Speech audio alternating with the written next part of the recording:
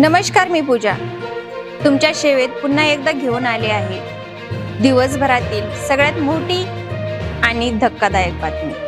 अमरावती जिल्ह्यातून एक संतापजनक प्रकरण समोर आलं आहे। एका तरुणाने 180 अल्पवयीन मुलीचे लैंगिक शोषण करून 350 पेक्षा जास्त अश्लील व्हिडिओ बनवल्याचा आरोप आहे। या प्रकरणात आतापर्यंत काय काय घडलं ते आपण सुरुवातीपासून जाणून घेऊया।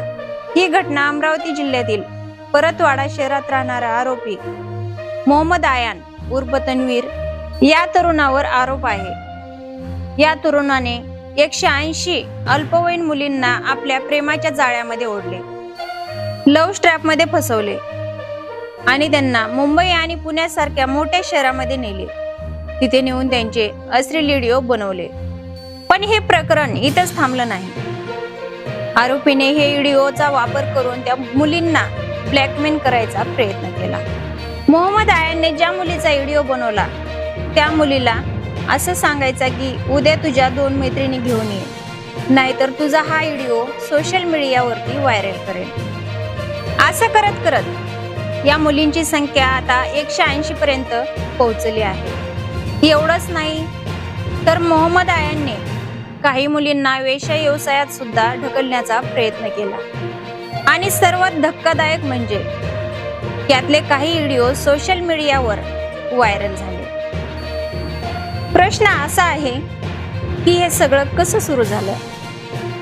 पोलिसांच्या प्राथमिक माहितीनुसार आरोपी व्हॉट्सअप आणि स्नॅपचॅट सारख्या सोशल मीडिया प्लॅटफॉर्मवरून पद्धतशीरपणे अल्पवयीन मुलींना टार्गेट करत होता। हे कृत्य गेल्या 1 वर्षापासून चालू होते असा संशय पोलिसांनी व्यक्त केला आहे।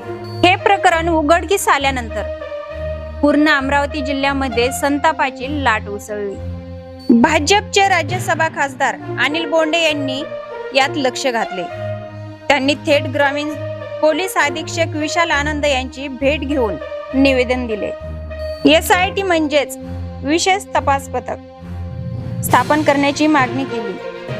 त्यांनी इशाराही दिला की जर तातडीने कारवाई नाही झाली तर 14 एप्रिल रोजी डॉक्टर बाबासाहेब आंबेडकर जयंतीनंतर SP ऑफिस समोर मोठं आंदोलन केलं जाईल।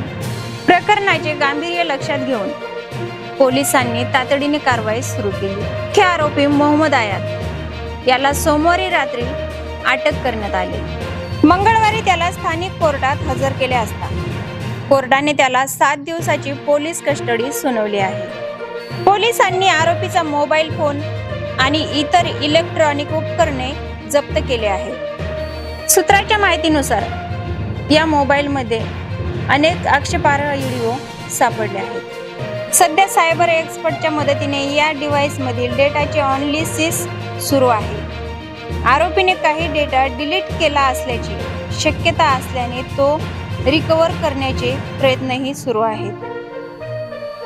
परतवाडा पोलीस स्टेशनचे पोलीस निरीक्षक सुरेश मस्के यांनी दिलेल्या माहितीनुसार आतापर्यंत जप्त केलेल्या व्हिडिओ आणि स्क्रीनशॉट वरून 7 मुलींची ओळख पटली आहे।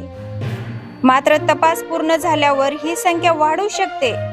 नेमक्या किती मुली या प्रकरणात पीडित आहेत हे तपासानंतरच स्पष्ट होईल। पोलीस आता या गोष्टीचाही तपास करत आहेत की आरोपीने हे व्हिडिओ त्याच्या मित्रांसोबत शेअर केले आहेत का किंवा कोणत्याही गुन्हेगार टोळीशी त्याचा काही संबंध आहे का। सायबर सेलच्या मदतीने ऑनलाईन शेअर झालेले व्हिडिओ हटवण्याचाही प्रयत्न सुरू आहे। या घटनेनंतर स्थानिक नागरिकांमध्ये प्रचंड संताप आहे। आरोपीवर कठोरात कठोर कारवाई व्हावी अशी मागणी सर्व स्तरातून होत आहे।